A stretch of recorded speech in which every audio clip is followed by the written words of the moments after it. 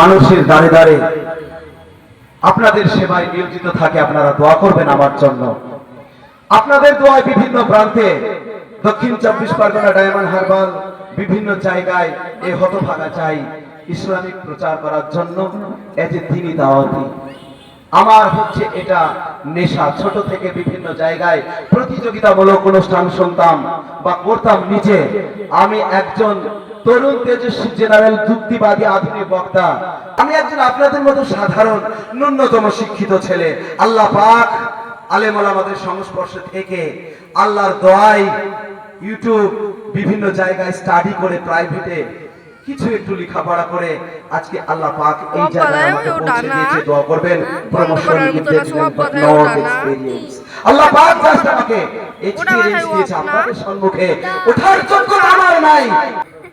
আমি সেই আপনাদের সম্মুখে উঠেছি আজ ইসলাম। আমি সকলকে করজোড়ে একটিবার অনুরোধ করবো, প্লিজ একটু কাছে আসুন না, দয়া করে আসুন। ছোট ভাই, নিজের সন্তান হিসাবে ক্ষমা করে দেবেন। সর্বপ্রথমে সকলকে জানাই আমার আন্তরিক সালাম।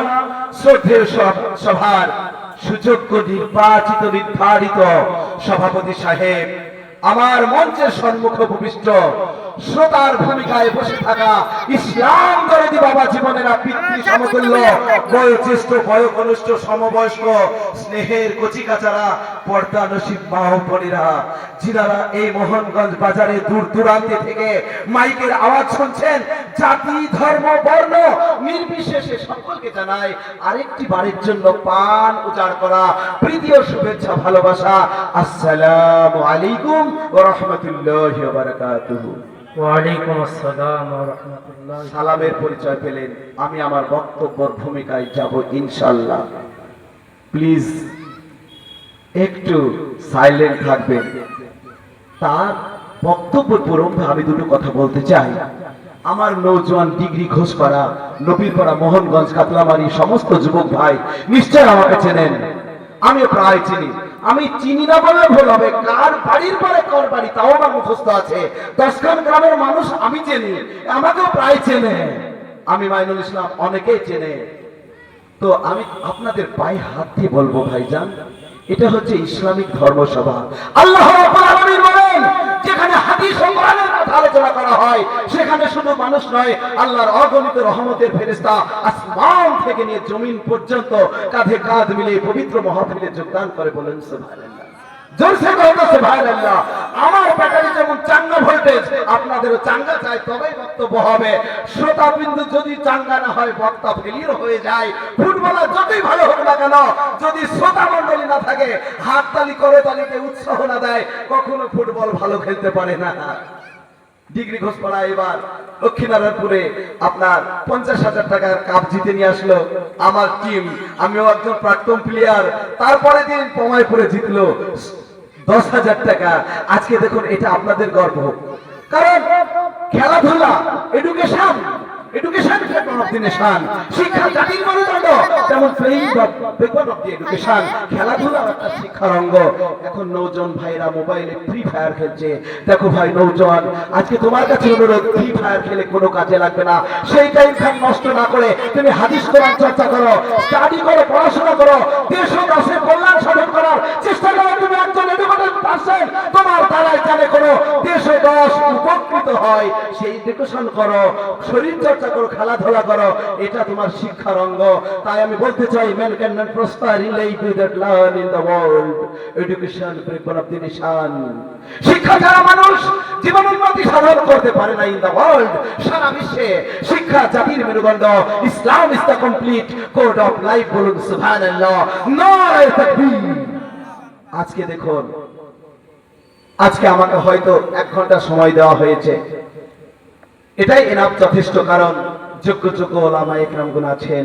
আমার রেসপেক্টেড মাওলানা মুফতি জাহাঙ্গীর আলম সাহেব, উনি ঝাড়খণ্ড থেকে ছুটে আসছেন। উল্কার গতিতে ডিগ্রি ঘোষপাড়ার মাদ্রাসায় ছিল। অগ্রিম আপনাদেরকে দাওয়াত দিচ্ছি ডিগ্রি ঘোষপাড়ার গোরস্থানে। ইমিডিয়েটলি 1 মাসের মধ্যে আবার জালসার ঘোষণা হয়ে গেছে, তারপরে মাদ্রাসা হবে। বক্তা যতদূর সম্ভব সিলেক্ট করেছি গোলাম হায়দার সাহেব, উনি উচ্চ শিক্ষিত। আজকে আমি বলতে চাই, আমরা মুসলমান, আমাদের আখলাক চরিত্র কেমন হওয়া উচিত। আজকে আমরা মুসলমান নওজোয়ান, আমার চরিত্র কেমন হওয়া উচিত? আজকে আল্লাহ রাসূল জনাবে মুহাম্মদ রাসূলুল্লাহ সাল্লাল্লাহু আলাইহি সাল্লামের আখলাক চরিত্রের সঙ্গে আপনার চরিত্র যদি মিল হয়ে না যায়, আপনার ইহুদি খ্রিস্টান জৈন নাসারার সঙ্গে পার্থক্য যদি না হয়, তাহলে আজ মুসলমান বলে আপনি পরিচয় পাবেন না। আজকে আপনার মধ্যে আর একজন বিধর্মীদের মধ্যে কেবলমাত্র তফাৎ থাকবে সালাত। বলুন সুবহানাল্লাহ। ডোন্ট মাইন্ড মাই ব্রাদার, মনে কিছু করবেন না। আমি কোন সাম্প্রদায়িক বক্তব্য রাখতে চাই না। ইসলাম মানে শান্তি। আইসাল্লাহ বলবেন, আমি ভালোবাসবো পৃথিবীর সকল মানুষকে। বলুন সুবহানাল্লাহ। ও মুসলমান, তুমি প্রকৃত মুমিন তখনই হবে যখন তুমি বাস করবে তোমার বাড়ির পাশে একজন অমুসলিম ভাই অসুস্থ অবস্থায় হয়েছে, তার মা অসুস্থ হয়েছে, তোমাকে মোটর বাইক আছে, মোটর বাইকে করে গোধনপাড়া নার্সিং হোম হসপিটালে নিয়ে যেতে হবে। এর নাম হচ্ছে প্রকৃত মুমিন। বলুন সুবহানাল্লাহ। আল্লাহ রাসূল বলেছে, জনাবে মুহাম্মদ রাসূলুল্লাহ সাল্লাল্লাহু আলাইহি সাল্লাম বলেছে, ততক্ষণ পর্যন্ত তুমি পুরোপুরি মুমিন হতে পারবে না যখন তোমার বাড়ির পাশে একজন হিন্দু ভাই অসুস্থ হয়েছে, তাকে তুমি যতক্ষণ পর্যন্ত মোটর বাইকে করে হসপিটালে ভর্তি না করবে, যতক্ষণ পর্যন্ত তুমি তাকে অর্থ দিয়ে সাহায্য না করবে, ততক্ষণ পর্যন্ত তুমি প্রকৃত মুমিন হতে পারবে না। আল্লাহ রাসূল বলেছে, আইসাল্লাহ বলবেন, আমি ভালোবাসবো পৃথিবীর সকল মানুষকে। বলুন সুবহানাল্লাহ। বলেননি আইসাল্লাহ বল হিন্দু, আইসাল্লাহ বল খ্রিস্টান, আইসাল্লাহ বল জৈন, আইসাল্লাহ বলবেন আমি ভালোবাসবো পৃথিবীর সকল মানুষকে। মোরা এক বৃন্তের দুটি কুসুম, হিন্দু মুসলমান। মুসলিম তার নয়নমণি, হিন্দু তাহার প্রাণ। মোরা একসে দেশের খাই গো হাওয়া, একসে দেশের জল, একসে দেশের মাটিতে পাই, কেউ করে কেউ শ্মশানে ঠাই। মোরা এক ভাষাতে মাকে ডাকি, এক সুরে গাই গান। মোরা এক বৃন্তের দুটি কুসুম, হিন্দু মুসলমান। আহা সুবহানাল্লাহ। বিদ্রোহী কবি কাজী নজরুল ইসলাম, বিদ্রোহী কবি কাজী নজরুল ইসলাম লিখে গেছেন, মুহাম্মদ নাম যতই জপি ততই মধুর লাগে, তাই কি রে তোর কণ্ঠের গান এতই মধুর লাগে। বলুন সুবহানাল্লাহ। ছোটবেলায় আমি বিভিন্ন জায়গায় প্রতিযোগিতামূলক অনুষ্ঠানে যেতাম, শুধু নজরুলের গজল প্রতিযোগিতা থাকতো। আজকে আমি দুঃখিত, আপনাদেরকে আজকে গজল শোনাতে পারবো না, কারণ আমার গলাটার ভারটা বাজিয়ে দিয়েছে। জাস্ট আমি আপনাদেরকে কাটা কাটা অবস্থায় দু চারটি হাদিস ও কোরআনের আলোকে ইসলামকে জাগ্রত করুন, ইসলাম কি জিনিস দেখুন, ইসলামের আখলাক চরিত্র কেমন হওয়া উচিত। এই যে মুসলমান নওজোয়ান, আপনার আখলাক চরিত্র দেখে তারা রেসপেক্টেড করবে, সম্মান করবে, আপনার সঙ্গে তাদের পার্থক্য থাকবে, দিনকে তারা ভালোবাসবে। আপনি একজন মুসলমান হয়ে কখনো মদের আড্ডায় বসতে পারেন না, আপনি একজন মুসলমান হয়ে কখনো তাসের আড্ডায় বসতে পারেন না, আপনি একজন মুসলমান হয়ে কখনো জোয়ার আড্ডায় বসতে পারেন না। কারণ আপনার কাছে এসেছে আল কোরআন, যে আল কোরআনের আলোকে তাম বিশ্ব আলোকিত হয়েছে। বিজ্ঞানীরা কোরআনকে রিসার্চ করে আজকে জাহাজ উড়িয়েছে, বিজ্ঞানীরা কোরআনকে রিসার্চ করে আপনার হাতে মোবাইল ধরে দিয়েছে, ইন্টারনেট তৈরি করেছে। যে বিজ্ঞানীরা আজ কোরআনকে রিসার্চ করে আজকে সমুদ্রের তলদেশে মুক্তামণি মুক্তা খোঁজার আজকে তৌফিক এনায়েত করেছেন আল্লাহ, তার নাম হচ্ছে কোরআন। যে ধর্মগ্রন্থ পেয়েছি আমরা, যে রাসূলকে পেয়েছি, বিশ্ব নবী জনাবে মুহাম্মদ রাসূলুল্লাহ সাল্লাল্লাহু আলাইহি সাল্লামকে আমরা পেয়েছি এতে নবী হিসাবে। তাই ফেরেশতা মণ্ডলী আফসোস করে বলেছিলেন, হে মহান রব্বুল আলামিন, আমাদেরকে কেন রাসূল পয়গম্বর করে যুগে যুগে প্রেরণ করেছিলেন। ফেরেশতা মণ্ডলী আফসোস করে বলেছিলেন, হে আল্লাহ, আমাদেরকে কেন রাসূল পয়গম্বর করে যুগে যুগে পাঠিয়েছিলেন। ফ্যানটা এইদিকে দেন, গরম ধরে গেছে আমাদের। রসুল করে কেন, ফেরেশতা মণ্ডলী করে কেন যুগে যুগে পাঠিয়েছিলেন? যদি আপনি আপনার শেষ জামানার নবী হযরত মুহাম্মদ মুস্তাফা সাল্লাল্লাহু আলাইহি সাল্লামের উম্মত করে পাঠাইতেন তাহলে ভালো হতো। বলুন সুবহানাল্লাহ। আমরা নাচে না জেনে রাসূল পাকের উম্মত হয়ে পেরেছি। ইহুদি খ্রিস্টান জৈন খ্রিস্টানের ধরে না জন্মগ্রহণ করে মহান রব্বুল আলামিন দয়া করে মেহেরবানি করে পবিত্র মুসলমানের ঘরে জন্মগ্রহণ করে নিয়েছে। শুধু তাই নয়, আখেরি জামানার নবী হযরত মুহাম্মদ মুস্তাফা আহমদ মুস্তাফা সাল্লাল্লাহু আলাইহি সাল্লামের উম্মত করে পৃথিবীর মাটিতে প্রেরণ করেছেন। তাই আমরা ইসলাম পেয়েছি, কোরআন পেয়েছি, নামাজ পেয়েছি, হজ পেয়েছি, যাকাত পেয়েছি, লাকাদ কানা লাকুম রাসূলুল্লাহি চলে গেল। উসওয়াতুন হাসানা বলুন হ্যাঁ। সুবহানাল্লাহ। আপনার চরিত্র উত্তম চরিত্র হতে হবে, আপনার চরিত্র উত্তম চরিত্র হতে হবে, যে চরিত্র ছিল আমার রাসূল পাক সাল্লাল্লাহু আলাইহি সাল্লাম। রাসূল পাক সাল্লাল্লাহু আলাইহি সাল্লাম জীবন দশা, তার বাল্য জীবন, তার শৈশব জীবন, তার জন্ম, তার বিবাহিত জীবন, তার রাজনৈতিক জীবন স্টাডি করুন, এডুকেশন করুন, পড়াশোনা করুন। ওই লোকটাকে ডাকি তবে আনতো। বুঝবেন নবী পাক বাড়ি যাবো তাই। সাল্লাল্লাহু আলাইহি সাল্লাম কি ছিলেন। তিনি পুরো আমাদের মতো বাড়ি যাবো মানুষ তাই বলে বলতাম। ফেলছি, কিন্তু দেখুন একবার ভেবে দেখেছেন আমাদের মতো মানুষ বলে ফেলছে একটা সম্প্রদায়, একটা দল। আমি বলতে চাইছি না, ওই বিতর্ক যাব না। নবী নূর না মাটির এ নিয়ে বিতর্ক করা আপনার সাবজেক্ট না। ওয়াকিমুস সালাত ওয়াজ যাকাত এক জায়গায় না 82 বাড়ি জায়গায় যাবো উল্লেখ তাই আছে। বলতাম। জাকাত প্রদান করো, মানুষের পাশে দাঁড়াও। যখন কালকে আমাদের মাঠে আল্লাহ রাব্বুল আলামিন বলবে, হে বান্দা আমি অসুস্থ ছিলাম, তুমি তো আমাকে দেখতে যাওনি। বান্দা বলবে, আল্লাহ তুমি আবার অসুস্থ ছিলে? তুমি তো অসুস্থ জীবনে হও না, তুমি তো নিরাকার, তুমি তো রিজিক দাতা, তুমি तमाम পৃথিবীর প্রতিপালক আল্লাহ। আল্লাহ রাব্বুল আলামিন সেই দিন বলবে, তোমার বাড়ির পাশে নরেন দাস বাস করত, সে অসুস্থ ছিল, সে গরিব ছিল, তাকে তুমি হসপিটালে নিয়ে যাওনি। ও মাইনুল ইসলাম, তুমি স্টেজে উঠে বড় বড় লেকচার দিয়েছো, কিন্তু প্রতিবেশীকে দেখোনি, অতএব তার মধ্যে আমি আল্লাহ ছিলাম। বলুন সুবহানাল্লাহ, বলুন জোরসে সুবহানাল্লাহ। একবার যদি সুবহানাল্লাহ বলে আপনার অশেষ পুণ্যের অধিকারী হবেন। অতএব সুবহানাল্লাহ বলতে কৃপণতা করবেন না। পৃথিবীর মধ্যে সেই ব্যক্তি বখিল, সেই ব্যক্তি কৃপণ যে বিশ্ব রাসূল জনাবে মুহাম্মদ রাসূলুল্লাহ সাল্লাল্লাহু আলাইহি সাল্লামের নাম শোনার পর সাল্লাল্লাহু আলাইহি সাল্লাম দুরূদ পড়ে না। বলুন সুবহানাল্লাহ। অতএব যখনই নাম শুনবেন বিশ্ব নবী জনাবে মুহাম্মদ রাসূলুল্লাহ, সঙ্গে সঙ্গে বলবেন সাল্লাল্লাহু আলাইহি ওয়াসাল্লাম। বলুন সুবহানাল্লাহ। অতএব আজকে নওজোয়ানের উদ্দেশ্য বলছি, হ্যাঁ? তোমরা ফিরে এসো, বলতো দিনের পথে ফিরে এসো।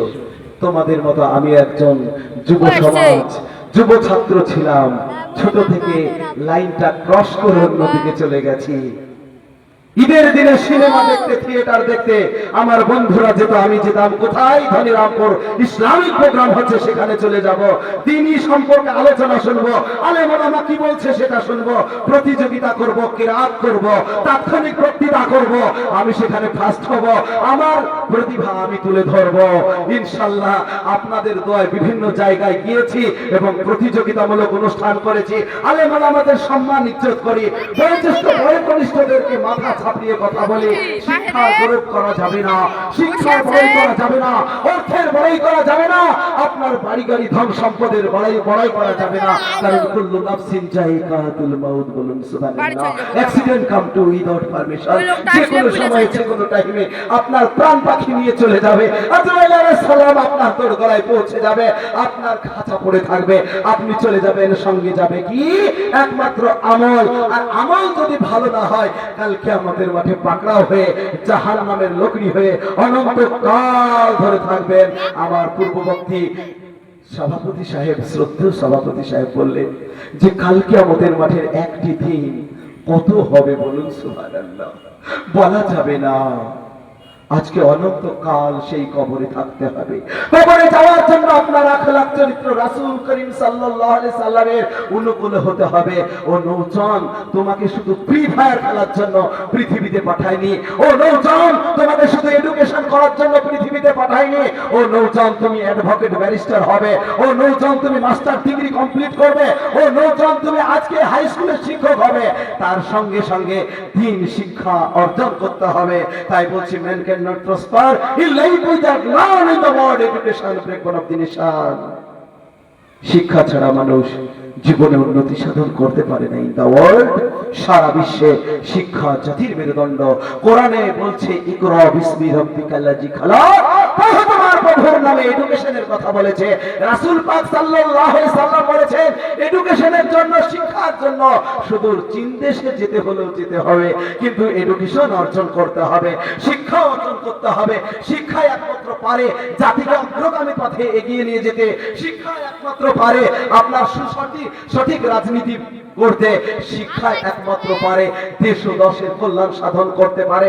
শিক্ষাই কেবলমাত্র পারে একজন আদর্শ নাগরিক হিসাবে আপনাকে ভারতবর্ষের নাগরিক হিসাবে যে দেশে বাস করুন না কেন একজন ভারতবর্ষের সুশিক্ষিত আদর্শ নাগরিক হতে পারবেন যখনই পারবেন। আপনার মধ্যে দিন থাকবে, আপনার মধ্যে জেনারেল থাকবে, আপনার মধ্যে জ্ঞান বিজ্ঞান থাকবে, সমস্ত প্রতিভা আপনার মধ্যে থাকবে, তবে আপনি প্রকৃত এডুকেশন পারসন। বলুন সুবহানাল্লাহ, একবার বলুন নারায়ে তাকবীর, নারায়ে রিসালাত, মাসলাকে আলা হযরত জিন্দাবাদ।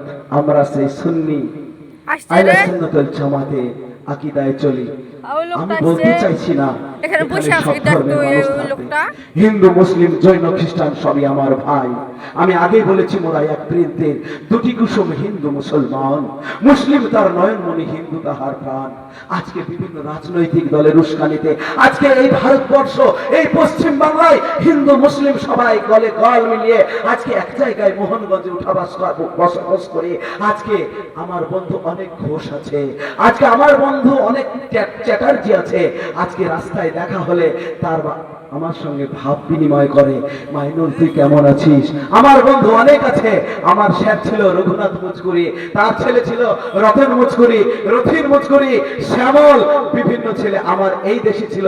আজকে তারা বহরমপুর চলে গেছে। আজকে বলুন আমি এডুকেশন পারসন, আজকে বলুন আমার মধ্যে সেই শিক্ষা অর্জন করতে হবে। সকলকে বুকে টেনে নিয়ে জাতি ধর্ম নির্বিশেষে সকলকে নিয়ে বাস করা, এটাই তো আদর্শ আল্লাহ রাসূলের অনুগামী, এটাই হচ্ছে আদর্শ উম্মত।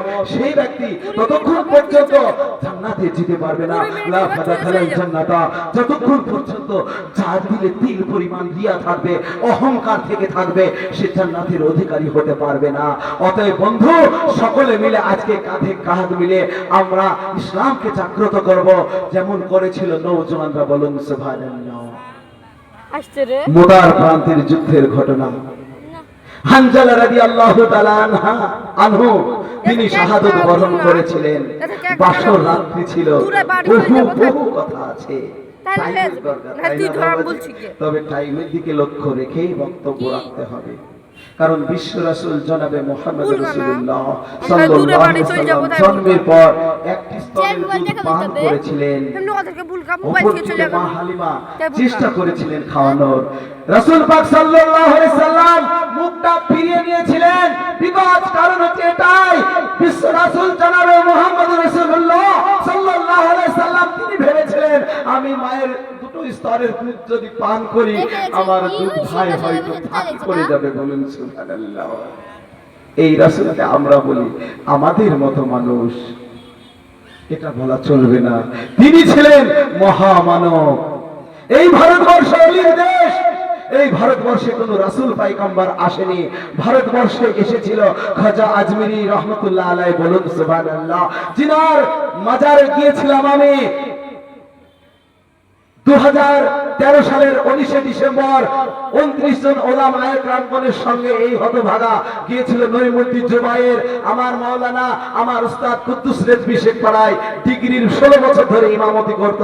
তাদের সঙ্গে আমি গিয়েছিলাম, দেখে আসলাম খাজা আজমিরি ভারতবর্ষের মাটিতে এসেছিল। তার বিরাট একটা ইতিহাস আছে, সময় পাওয়া যাবে না। কবে এসেছিল, কিভাবে এসেছিল, কিভাবে সে অন্ধকারময় যুগকে আলোকিত করে পৃথিবীর মাটিতে, ভারতবর্ষের মাটিতে ইসলামের পতাকা লা ইলাহা ইল্লাল্লাহ মুহাম্মাদুর রাসূলুল্লাহ সাল্লাল্লাহু আলাইহি সাল্লামের বিজয় বানিয়ে আজকে পৃথিবীর মাটিতে, ভারতবর্ষের মাটিতে মুসলমানের কালেমার পতাকা উড়িয়েছিল, তিনিই ছিলেন খাজা আজমিরি। বলুন সুবহানাল্লাহ। একটা দল বলে খাজার দরবারে গেলে ঈমান থাকবে না, নাকি হুজুর?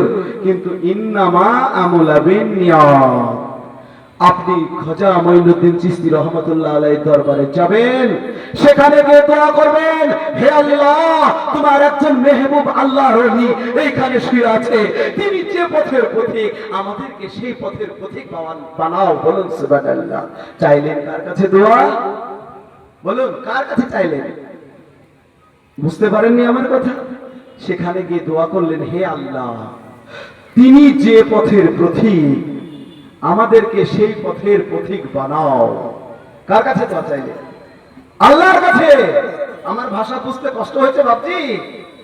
কষ্ট হয়েছে না, ওই আমি স্পষ্ট বাংলা ভাষায় কথা বলছি, তুই চল যাবো। যদিও স্পিড গতিতে বলছি, কারণ অল্প দেখছো না, ভুলে আই না। আপনাদেরকে শোনাইতে হবে। বাড়ি চলে আমি যাবো, খুব তাই বলবো, স্পিড ওই গতিতে লোকটাকে। কথা বলতে পারি হুজুর ইনশাআল্লাহ। টাকা বুলগা আজকে একটা ঘটনা ভাই ধরবো, বলছে দাও ওটাকে। আপনি সুর করে বলতে গেলে সময় অনেক লেগে যাবে, অতএব আমি অল্প টাইমে বেশি কথা বলার চেষ্টা করব ইনশাআল্লাহ। বলুন সকলে ইনশাআল্লাহ। তাই খাজা আজমি রহমতুল্লাহ আলাই তিনি ভারতবর্ষে এসেছিলেন আজমিরে। ওই তো ওই লোকটাকে শুধু ভুলে আল্লাহ রসুল বলেছিল, ও খাজা তোমাকে শুনতে হবে মদিনাতুল মানোয়ারায় মক্কা নগরীতে থাকতে হবে না, তাহলে ভিডিও- তুমি ভারতবর্ষের মাটিতে চলে যাও, সেখানে বাস করছে পৃথিবীরাজ, বড় লম্বা চওড়া ইতিহাস। লে ধর ভারতবর্ষের মাটিতে খাজা এসেছিলেন আল্লাহর ওলি। তাই খবরদার খবরদার মৃত্যু বলিও না। যারা আল্লাহর রাস্তায় শহীদ হয়ে যায়, যারা আল্লাহর ওলি, বলুন সুবহানাল্লাহ, রাসূল তো দূরে থাক, আল্লাহর রাস্তায় যারা শহীদ হয়ে যায়, শাহাদাত বরণ করে, যুদ্ধের ময়দানে শহীদ হয়ে যায়, তারা কখনো মৃত্যু বরণ করা যাবে না, তাদেরকে মৃত্যু বলা যাবে না। তারা জিন্দা, তারা কবর থেকে রিজিক পায় এবং জান্নাতি খাবার পায়, বলুন সুবহানাল্লাহ। যদি ভুল বলি বিচক্ষণ ওলামা ইকরামগণ আছেন ইনশাআল্লাহ। কি হয়েছে? আজকে আপনাদেরকে বলতে চাই, আমার ডিগ্রি ঘোষপাড়া বস, বস, বস। সমস্ত গ্রামবাসীর কাছে আমার একটাই অনুরোধ, আপনারা নামাজি হয়ে যান। চায়ের দোকানে বসে বসে আড্ডা না মেরে চা খান, অবশ্যই বন্ধুদের সঙ্গে চা খান। আজকে হিন্দু, মুসলমান, জৈন, খ্রিস্টান, বৌদ্ধ এক জায়গায় বসে বসে চা খাবো। নামাজের যখন আজান হয়ে যাবে, হাইয়া আলাস সালাহ, হাইয়া আলাল ফালাহ, নামাজ তোমাদের কল্যাণময়, নামাজের দিকে ধাবিত হয়ে যাও। চা খেয়ে আপনি নামাজের দিকে চলে যান, নামাজ কাজা করবেন না। একত্র নামাজ কাজা করলে 2,88,00,000 বছর জাহান্নামের আগুনে আপনাকে নিক্ষেপ করবে। অতএব সাবধান হয়ে যান। আমরা ঈদের নামাজ পড়ার জন্য ছটফট করি, আমার সন্তান আদিকে বলি যে নামাজ পড়তে চলো, কিন্তু আমার যোগ্য সন্তান বাড়িতে বসে আছে, অথচ ফজরের নামাজ পড়ছেন না। নামাজ ফরজ হয়ে যাবে, 12 বছর পূর্ণ হয়ে যাবে, নামাজের জন্য তাগিদ দাও। বাপ নামাজ পড়ো, তারপরে প্রাইভেটে যাও, তারপরে পড়াশোনা করো। আমার আব্বা বলতো, মাইনুল তাড়াতাড়ি উঠে পড়, আজান হয়ে গেছে বাপ, নামাজ পড়। নামাজ পড়ার পর পড়তে বস, পড়েছি। তারপরে মাঠের দিকে গিয়েছি, সাধারণ কৃষক ঘরের ছেলে, অভাব অনটনের সময় 1995 সাল মাধ্যমিক, নবীপুর সরলপাড়ার ছাত্র। আজকে সেই দিন হেঁটে হেঁটে আজকে স্কুলে গিয়ে লেখাপড়া করেছি। কত কষ্টে একটা জামা পরে আপনার একটা প্যান্ট মিলেনি, সেই দিন এত কষ্ট করে লেখাপড়া করেছি। আল্লাহ আমাদের সন্তানকে কত সম্পদ দিয়েছে, আজকে আমার সন্তানকে কত সম্পদ দিয়েছে। আজকে অনেক স্কুটিতে চলে যাচ্ছে, সাইকেলে চলে যাচ্ছে। আল্লাহ পাক আমাকে একটা সন্তান দিয়েছিল, নাম রেখেছিল গোলাম আব্দুল কুদ্দুস রেজভী সাহেব, গোলাম মোসাব্বির রেজা। আজকে সে পৃথিবীর বুক থেকে আজকে 14 জুলাই 2025 পৃথিবীর সমস্ত মায়া ত্যাগ করে আমাদেরকে ছেড়ে আল্লাহর ডাকে সাড়া দিয়ে নীরব নগরের বাসিন্দা হয়ে গেছে। ইন্না লিল্লাহি ওয়া ইন্না ইলাইহি রাজিউন। আমার সন্তান এই স্কুলে ভর্তি করা ছিল জাহারুদ্দিন মাস্টার মশাই, আমার ভাই, ওনার কাছে ভর্তি ছিল। হাঁটতে পারতো না, চলাফেরা করতে পারতো না, সে দুলে দুলে হাঁটতো, পড়ে যেত হুইল চেয়ারে, আর পারেনি পড়াশোনা করতে। আজ হুইল চেয়ারে বসে বসে আল্লাহকে সিজদা করতে মাটিতে কোনোদিন পারেনি, কিন্তু আল্লাহর সিজদা করতে ইশারা ইঙ্গিতে মৃত্যুর আগের দিনও এশার নামাজ আদায় করেছে আমার সন্তান। তারপরে আর জোহরের টাইম থেকে আর পারেনি। ওষুধ খাওয়াতে গিয়ে ললিতে লেগে গেল মনে হলো। একদিন জ্বর হয়ে আমার নার্সিং হোমে নিয়ে গেলাম গোধন পড়ায়, বিপি পালস লাগিয়ে দেখছি 55, 56, 36। ডাক্তার ভাই বলছে, মাইনু তুমি সারা জীবন রোগীর পালস বিপি দেখো, কম্পিউটারের দিকে একবার তাকিয়ে দেখো। তোমার সন্তানের অবস্থা ভালো নাই। আমি কান্না করতে লাগলাম। আমার মিসেস পাশে থেকে কালেমার তালকিন দিতে লাগলো। আপনার আমার মিসেস বসে বসে বলছে, বাপ সাইদুল ইস্তিগফার পড়ো, কালেমা শাহাদাত পড়ো, আশহাদু আল্লা ইলাহা ইল্লাল্লাহ ওয়া আশহাদু আন্না মুহাম্মাদান আবদুহু ওয়া রাসূলুহু, লা ইলাহা ইল্লাল্লাহ মুহাম্মাদুর রাসূলুল্লাহ। আমার সন্তান কালেমা জপতে জপতে দুনিয়া থেকে চলে গেল। আমার সন্তান যদি বিকলাঙ্গ অবস্থায় থেকে নামাজ যদি না ছেড়ে, ও নওজোয়ান ভাইরা, তোমাদের কাছে আমি করে জোরে বলতে চাই, তুমি একজন এডুকেটেড পারসন, তুমি একজন মাধ্যমিক পাস করেছো, তুমি আজকে কলেজে এডুকেটেড পারসন, আজ তুমি কলেজে লেখাপড়া করছো, তোমার জন্য নামাজ ফরজ হয়ে গেছে। তুমি নামাজের দিকে ধাবিত হয়ে যাও। নামাজের দিকে যখন ধাবিত হয়ে যাবে, তোমার আখলাক চরিত্র হয়ে যাবে রাসূল পাক সাল্লাল্লাহু আলাইহি সাল্লামের অনুকূলে। আর রাসূল পাক সাল্লাল্লাহু আলাইহি সাল্লামের অনুকূলে যখন তোমার আখলাক চরিত্র হয়ে যাবে, তখন তুমি একজন প্রকৃত মুসলমান মুমিন বান্দা রূপে গণ্য হবে। তুমি অ্যাডভোকেট ব্যারিস্টার যাই হও না কেন, তোমার আগে লিখতে হবে একজন যোগ্যতম অ্যাডভোকেট। অ্যাডভোকেট ব্যারিস্টার যাই হোক না কেন, মুসলমানের কথা বলছি, আজকে অ্যাডভোকেট ব্যারিস্টার, তার মধ্যে যদি দিন না থাকে, তার মধ্যে যদি দিন ইলম না থাকে, তার মধ্যে যদি নামাজ কোরআন না থাকে, লিখতে হবে একজন মূর্খ অ্যাডভোকেট। কোন দার্শনিকের আগে যদি কোরআন না থাকে, তার আগে লিখতে হবে একজন মূর্খ দার্শনিক। এজ এ মুসলমান একজন ডক্টর, তিনি অ্যাপেন্ডিক্স অপারেশন করবে, যদি সে মুসলমান হয়ে থাকে, সে অ্যাপেন্ডিক্স যন্ত্র দ্বারা বস্তুটাকে কেটে বাদ দিবে, টাইমে টাইমে নামাজ পড়বে। আমি যখন বিভিন্ন জায়গায় অপারেশন থিয়েটারে থাকি, ডক্টর ইশতাক আহমদের সঙ্গে অপারেশন করি, বলে মাইনুল নামাজের সময় হয়ে গেছে, দুটো অপারেশন হয়েছে, মাগরিবে নামাজ আদায় করি।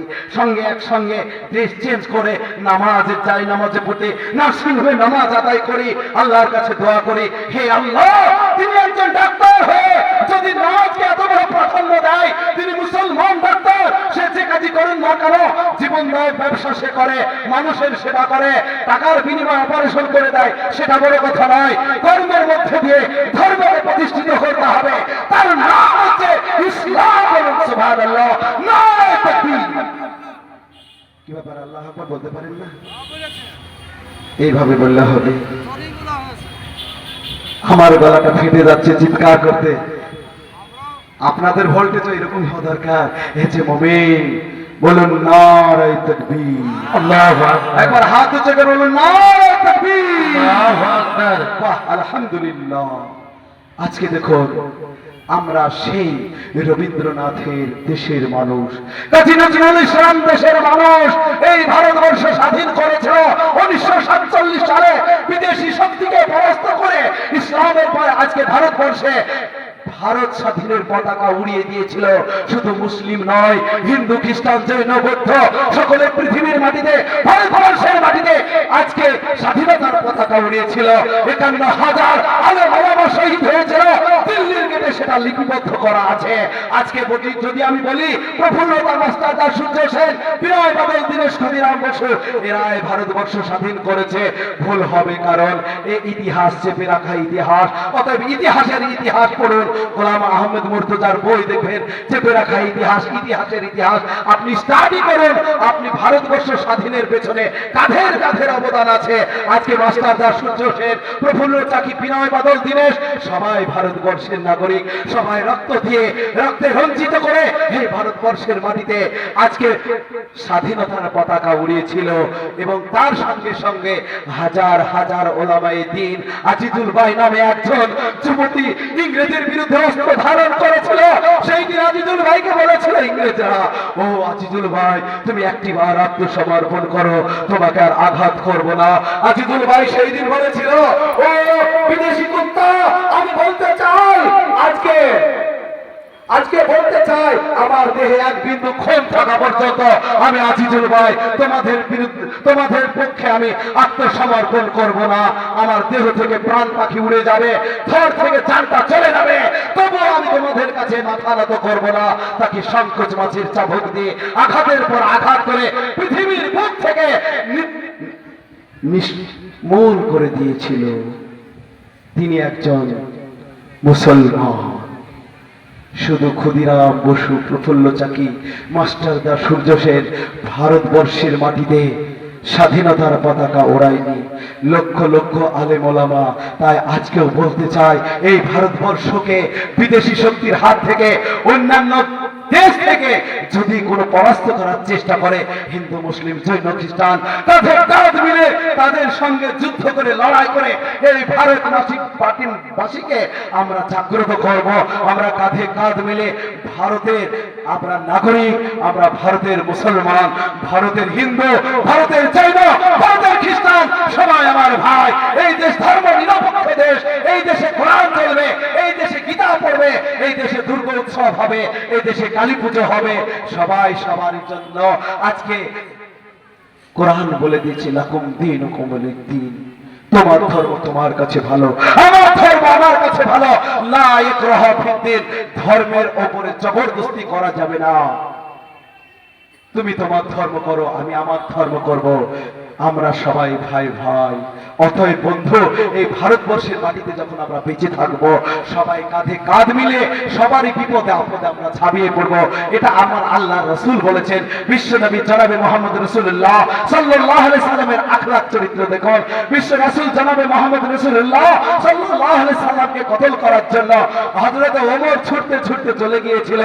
আপনার হযরত ওমর বলেছিল, বিশ্ব রাসূল জনাবে মুহাম্মদ রাসূলুল্লাহ সাল্লাল্লাহু আলাইহি সাল্লামের শিরচ্ছেদ করে পৃথিবীর বুক থেকে কালেমা লা ইলাহা ইল্লাল্লাহ মুহাম্মাদুর রাসূলুল্লাহ সাল্লাল্লাহু আলাইহি সাল্লামকে চিরজীবনের জন্য মুছে দিব। বলেন সুবহানাল্লাহ। সেটা কি হয়েছিল?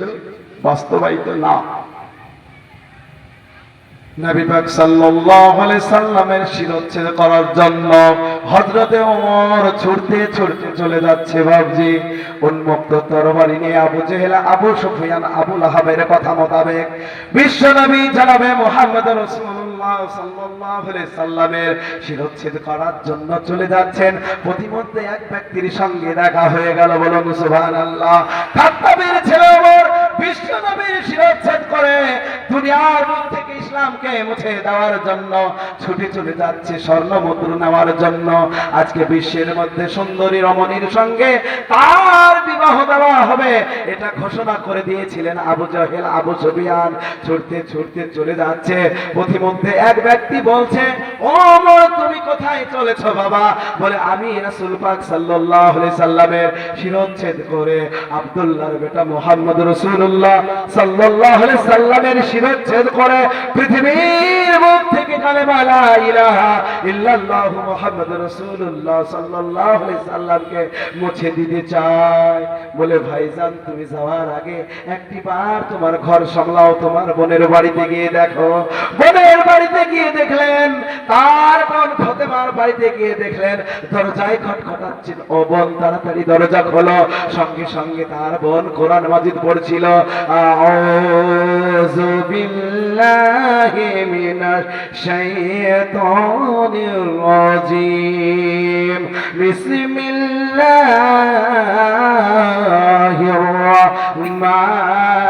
রাহমানির রাহিম। আলিফ লাম মিম যালিকাল কিতাবু লা রাইবা ফীহি হুদাল লিল মুত্তাকিন আল্লাযীনা ইউমিনুনা বিল গায়বি ওয়া ইউকিমুনাস সালাতা ওয়া মিম্মা রাযাকনাহুম ইউনফিকুন। বলুন সুবহানাল্লাহ। বল কোরআন মাজিদ পড়ছে, এমন অবস্থায় খটখটাচ্ছে হযরতে ওমর। বলছে, বোন তুমি তাড়াতাড়ি দরজা খুলে দাও, তাড়াতাড়ি দরজা খুলে দাও। দরজা খুলে দেখছেন তার ভাই বীর যোদ্ধা হযরতে ওমর উন্মুক্ত তরবারি নিয়ে হাজির হয়ে গেলেন। বলে, বোন তুমি ওটা করো কি বলছো? বলে, ভাইজান আমি বিশ্ব রাসূল জনাবে মুহাম্মদ রাসূলুল্লাহ সাল্লাল্লাহু আলাইহি সাল্লামের প্রেমে দেওয়ানা হয়ে গেছে, আমি পাগল পারা হয়ে গেছে। আমি আর ইহুদি খ্রিস্টান নাই, আমি আর এই ধর্মে থাকতে চাই না। আমি কালেমা পড়ে ইসলাম গ্রহণ করে নিয়েছি। কালেমা লা ইলাহা ইল্লাল্লাহ মুহাম্মাদুর রাসূলুল্লাহ সাল্লাল্লাহু আলাইহি সাল্লাম পড়ে আমি ভাইজান মুসলমান হয়ে গেছি। বলুন সুবহানাল্লাহ। বলছে বোন তুমি একটিবার লক্ষ্য করে দেখেছো তুমি কার বোন? বলে জানি ভাই আমি ওমরের বোন। এই উন্মুক্ত তরবারি বিশ্ব রাসূলের শিরচ্ছেদ করার জন্য যাচ্ছি। যদি তুমি কালেমা না ভুলো এই তরবারি দিয়ে তোমার গর্দানটাকে দ্বিখণ্ডিত করে দেব। বোন কোথায় বলো বলো? বোন তখন আপনার বাড়ির মধ্যে ছিল। তার বোনকে আপন বোনকে হযরতে ওমর হাদিস শরীফে এসেছে বহু আঘাত প্রহার করেছিলেন, রক্তে রক্তাক্ত করে দিয়েছিলেন। বোন বলেছিল ভাই আমার আপন ভাই তুমি যদি আমাকে পৃথিবীর বুক থেকে রক্তে রক্তাক্ত করে দাও, আমার দেহে এক বিন্দু খুন থাকা পর্যন্ত, আমার দেহে এক বিন্দু রক্ত থাকা পর্যন্ত আমি কখনো কালেমা বলতে পারবো না। বলুন সুবহানাল্লাহ। আহ কি মধুর কালেমা! সেই কালেমা বলতে পারবো না। ভাই তুমি আমাকে যতই আঘাত করো না কেন, আঘাতের পর আঘাত করলেন, প্রহারের পর প্রহার করলেন, রক্তে রক্তাক্ত করে দিলেন, তবুও তার বোন কালেমা বললেন না। হযরতে ওমর তখন তিনি করলেন কি? বলছে আহারে কি কালেমা লুকিয়ে আছে, না জানি কি এই কালেমায় মধু আছে। বোনকে আঘাত করার পর বোন যখন কালেমা পড়ল না, বোনাইয়ের কাছে চলে গেল, বোনাইকে আঘাত প্রহার করলো, বোনাইও কালেমা বলল না। মানে দুলা ভাই দুইজন স্বামী স্ত্রীকে কখনো যখন কালেমা ভুলাইতে পারলেন না, তখন আল্লাহ রাব্বুল আলামিনের তরফ থেকে হিদায়াতের শিলমোহর মেরে দিয়েছিল। তাই আমরা বলতে চাই বন্ধু, আমি যতই মানুষকে বলি না কেন, ওয়াজ নসিহত যতই শোনাই না কেন, ইমানুল ইসলাম আল্লাহ পাক যতক্ষণ পর্যন্ত হিদায়াত আপনাকে না করবে ততক্ষণ পর্যন্ত আপনি ইসলামের ছত্র ছায়ায় কখনো আসতে পারবেন না। পারবেন? পারবেন না। অতএব হিদায়াতের মালিক আল্লাহ। আপনার কাজ হচ্ছে আমি মুহাম্মদ রাসূলুল্লাহ সাল্লাল্লাহু আলাইহি সাল্লামের উম্মত হিসাবে একজন উম্মতে মুহাম্মদকে, একজন মুসলমান ভাইকে দাওয়াত দিব, ভাই নামাজের দিকে এসো, রোজা রাখো, ইসলামের দিকে ধাবিত হয়ে যায়, আল্লাহ রাসূলের দিকে চলে এসো, কোরআনের দিকে চলে এসো, ফজরের নামাজ আদায় করো, রাসূলের সঙ্গে গোস্তাকি করো না, রাসূলকে ভালোবাসো। কতটুকু ভালোবাসো? যতক্ষণ পর্যন্ত জানের চাইতে আমার প্রিয় রাসূলকে ভালোবাসতে না পারবেন ততক্ষণ পর্যন্ত আপনি একজন আল্লাহওয়ালা হতে পারবেন না। বলুন সুবহানাল্লাহ। তাই আল্লাহকে যদি পেতে চাও রাসূলকে ভালোবাসো। আল্লাহকে যে পাইতে চাও হযরতকে ভালোবেসে, আল্লাহকে যে পাই